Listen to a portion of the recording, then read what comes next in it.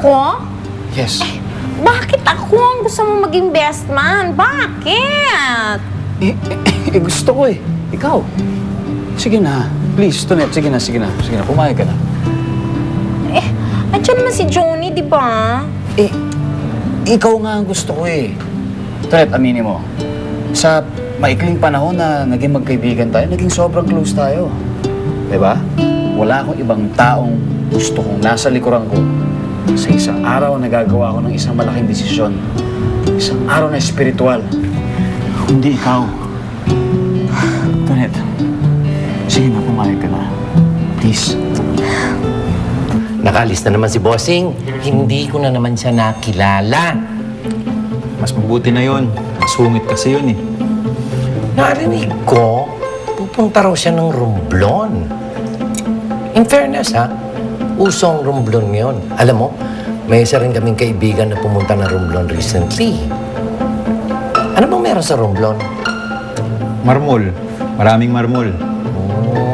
Sino ba tong kaibigan mo? Ito naman. Please. Baka hindi ba ako sa'yo? Yan ang gusto ko sa'yo eh. Aray! Sting ka talaga. Alam mo, kumpleto na lahat. Kakasal na ako, di ako makapaniwala. Tapos ikaw best friend ko.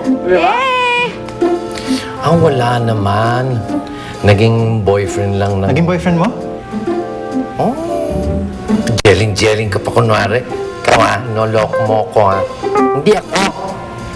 Naging boyfriend ng pumpkin ko. Ah, Alam mo, sayang siya. Cute yun.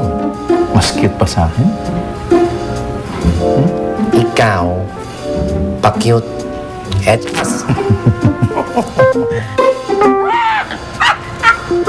Best man, ikaw, best!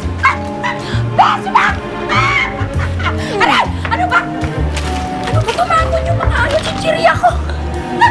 Ano ba? Ano naman ang nakakatawa doon? Ikaw nakakainis ka na. Bes, ano ba naman yung hindi nakakatawa doon? Man! Man, ikaw! At saka ano yung susuot mo doon? Barong o gown? Ikaw sumusobra ka na. Nakakainis kaya? Ano ka? Hindi ko na nga alam kung anong gagawin ko eh. Sasabihin ko kaya sa kanya na huwag na lang ako, manap na lang siya ng iba.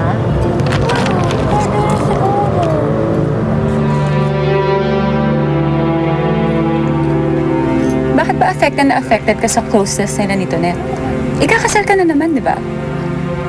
I don't know. There's something about that gay. At alam mo, hindi ako mapapakali while Kenneth is around him or her. Kung ano man siya. Eh di, kausapin mo siya na lumipat ng trabaho. I tried. Pero parang ayaw niya I have a suggestion. Why don't you talk to your dad or even talk to Tito Henry and then make them make an offer that he can't refuse? You know what? I think you're right. So, totoo na talaga? Ikakasal ka na talaga this time? Totoo na to, Mimay. At ikaw ang maid of honor ko, ha? Of course. I got your back, girl. Pero alam mo, nakakaloka lang talaga to eh. Kasi, syempre nung una, doon sa kapatid ka na engaged. Tapos, Kaya nga, we plan to keep the wedding as private as possible. Kaya ikaw, huwag ka maingay, ha? okay. I won't tell soon. My lips are sealed. Thank you. Is Mima your next? I'll check you.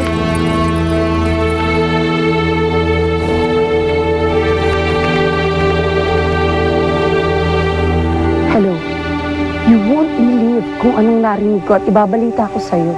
To the right, 2, 3, to the left. Okay, and sway. Sway. Kenneth! Yan, ikot lang. Kenneth! Asan si Kenneth? Hindi mo! Tonet! Halika! Halika! Teka lang! Si Kenneth! Asan si Kenneth? Wala siya dito. Lumabas lang sandali, Joey. Ikaw ang may kasalanan na ito. Ikaw! Ako? Oo, ikaw! Dahil inagaw mo sa akin si Kenneth. Di ba dapat ako yung best man niya dahil ako yung best friend niya?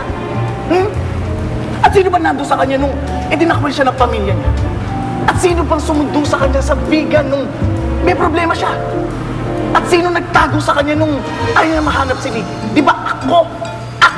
Ako lahat! Tapos, hindi gaganti niya sa akin? Ano ba nagawa mo para sa kanya, ha? Well, in fairness, marami-rami na rin. Marami-rami. Ako lahat! Lahat! Ginawa ko kay Kenneth lahat. Tapos, ipagpapalit niya ako sa isang baklang katulad mo? What does it take me for? Granted, ano siyang klaseng kaibigan? Pwede ba, Joey? Medyo masakit ka na magsalita. Ikaw na lang ang kumausap kay Kenneth. Ayoko na! Nagtatampo na ako. Kung ikaw napili niya, kung ikaw nagpapasaya sa kanya, go! Sa'yo na siya. At pwede pakisabi sa kanya, from now on, mula sa araw na pinuputol ko ng pagkakaibigan namin. Sa'yo na siya! Oh my God! Wow! Intense! I know, right? Papa-nominate for Best Actor. Best actress, no? Look, as if kung umarte parang jowa niyo si Sir Kenneth. What the hell? Kaya! Yeah.